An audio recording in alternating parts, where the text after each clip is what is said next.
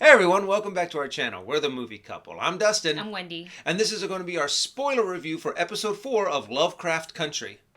Now, this is a spoiler review, so please, if you guys have not seen the episode yet, make sure you put this video on pause, go and see it on HBO, and you'll get all of the references that we're talking about. So you don't be like, no, they ruined the episode for me. Because this was the episode that actually had some of the footage that we saw at Comic-Con, Yes. Comic-Con at home this year. So it was actually really cool to kind of see the rest of the context, what they were going after, and to actually find out what this whole show is all about.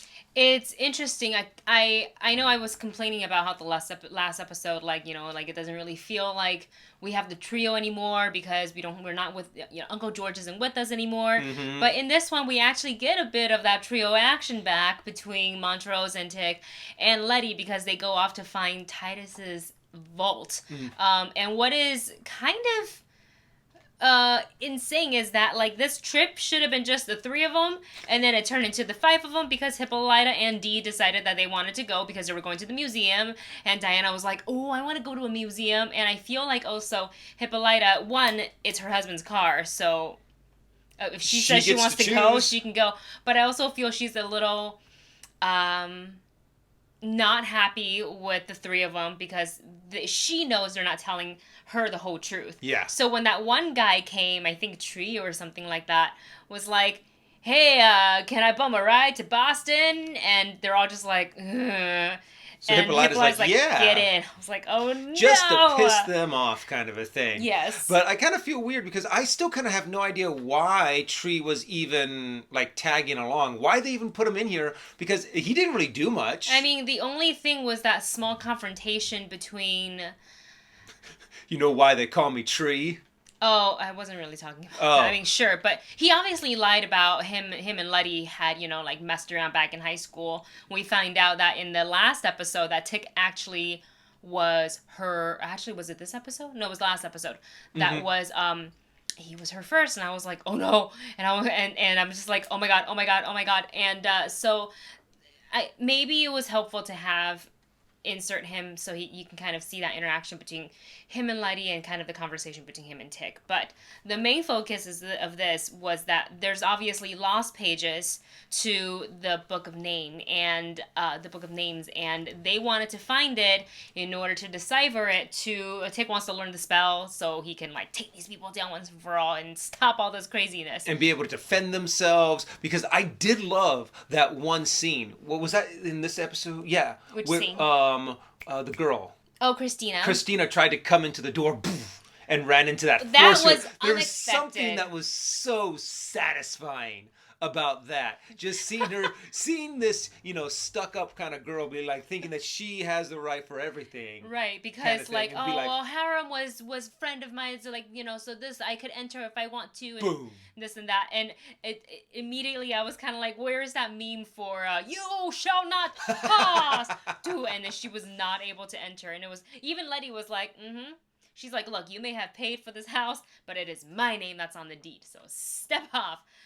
So that was interesting. And Dustin has an interesting theory about William and Christina, because we do see the both of them in this episode. However, we don't see them together. And I don't recall, maybe in episode 2 we did. I would have to really go back and look. I don't know if we ever saw them side by side. So Dustin, if you want to say your theory, you can. It's a theory. Yes. It's not a fact. Okay? Okay? I believe, so Christina was talking about how, only if you're truly gifted and powerful and study, you can maybe be lucky and get one spell.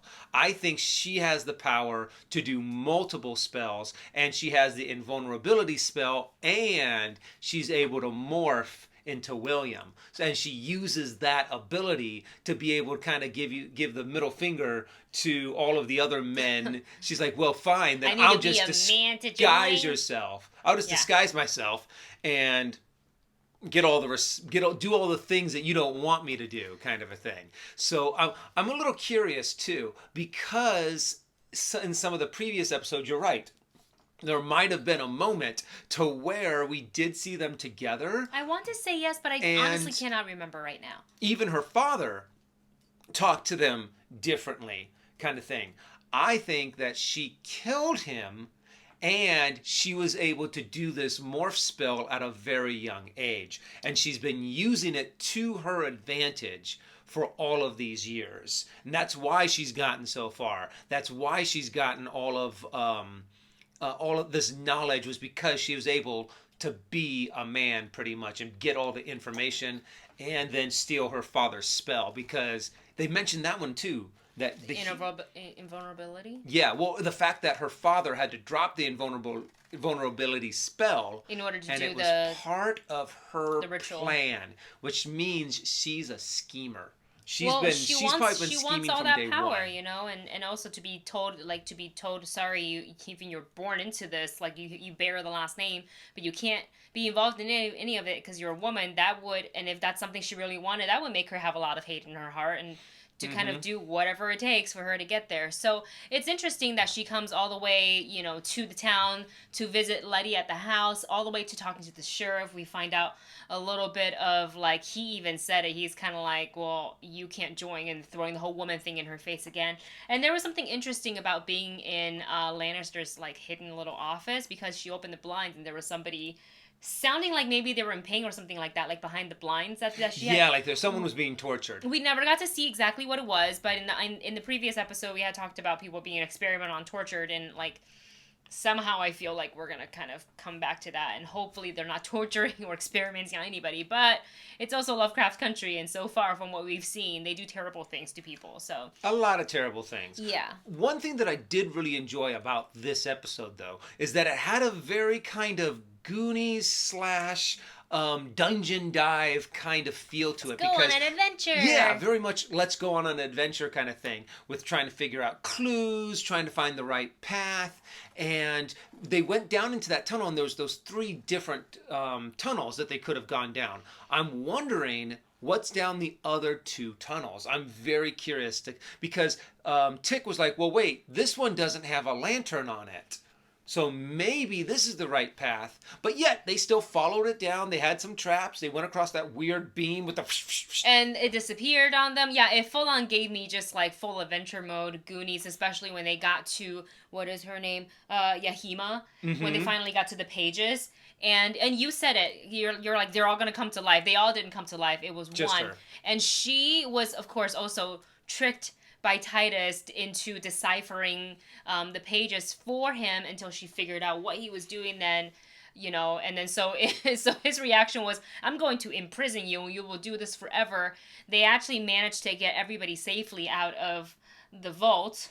And mysteriously ride the elevator, it seemed like, back into Letty's own. It makes sense that what's the guy who owned the previous house? I'm terrible with names. Harem? Yeah, that he actually found a way to the vault, and he might have been using all of these other black people or certain people that he brought into his house to do experiments on, to actually put their hand in to that one part of the vault. Oh, gross, man. To see if he could open up the door, but he's never been able to because he hasn't had the blood. Imagine wanting something so bad that you hurt people. Like that, well... In that way. Yeah. It's just awful. I mean, humanity's ugly. So, it's really, really interesting, and I didn't see what was coming, because I thought, okay, she'll stick around with us for, like, another episode. Maybe we'll get, like, half the pages deciphered, or maybe Tick starts to learn how, you know, because he, out of the 3, out of the trio, was the only one who could understand her. So I thought maybe, like, you know, he could take a look, and once she started teaching him, he can start deciphering the rest, and if they were able to... So, but Montrose pulled the, I'm so sorry, and, like, slits her neck. I know. I was like, I felt so bad, too. She was finally free. She was finally out, and they just kill her. Yeah. And I'm like, wow, it just shows kind of the brutalness of this show is going to be, you know. It kind of gave me a little bit of like Game of Thrones vibe kind of thing, you know, where you're just like, everyone's going to die. By the end of the show, everyone's going to be dead. The main trio, you never know. Don't touch the main trio anymore, no more. No. You already took away Uncle George from us. Even though I think... Still haven't gotten over it. Think that probably Montrose is... I think he's going to go insane. I think that's what they're kind of building up to, is that he's slowly losing his sanity. Well, I mean, that's a lot to it. It's such a traumatic experience, you know, losing your brother, being kidnapped in that house, seeing what you saw, and like now knowing what you know. And he also had that book.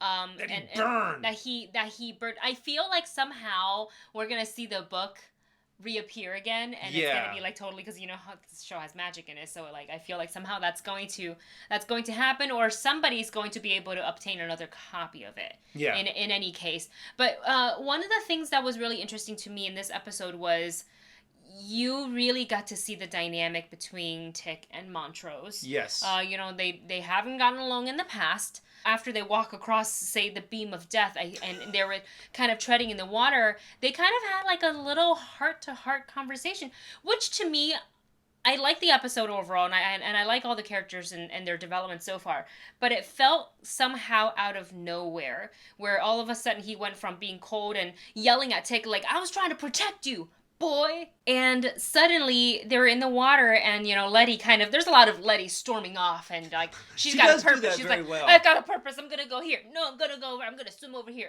It's great. She's on a mission. Whenever you see her do this, you're like, oh, here we go. Moving the plot forward. Get ready. But yeah, he had like a nice little like, hey, you know, you gotta apologize to her. And I was like, where's his fatherly? It felt a little out of place for me. I feel like they kind of have a long way to go before they got there.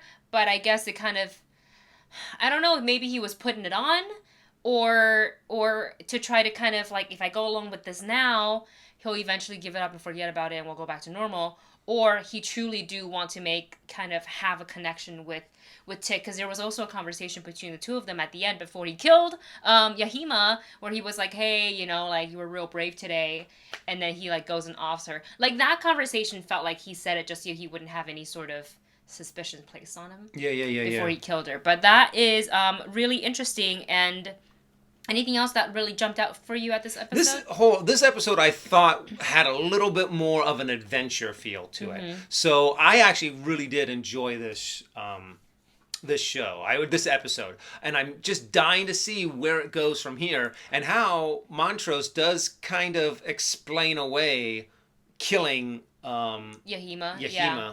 So he either owns up to it or he lies about it. And then I guess they don't have to do much with the body, because it's not like anyone really knows that she's alive or just even the three exists. of them. Yeah, just the three of them. And I guess for the next episode, we'll see what happens between Letty's sister and William, because, you know, they met at the bar and they got down to business. Oh, yeah, that's right. So that is going to be interesting to kind of see where that goes, to see what happens now with Tick and Montrose after he's killed her.